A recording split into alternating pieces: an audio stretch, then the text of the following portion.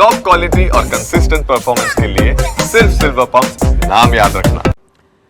જામનગર શહેરમાં રિવરફ્રન્ટ પ્રોજેક્ટને લઈને મહાનગરપાલિકા દ્વારા સર્વે કરાઈ રહ્યો છે, જ્યાં મહાનગરપાલિકાની 20 ટીમ દ્વારા અઠવાડિયાથી વધુ સમય સુધી આ સર્વેની કામગીરી ચાલશે। 600 કરોડના ખર્ચે રંગમતી અને નાગમતી નદી પર રિવરફ્રન્ટ બનાવવાની તૈયારી ચાલી રહી છે।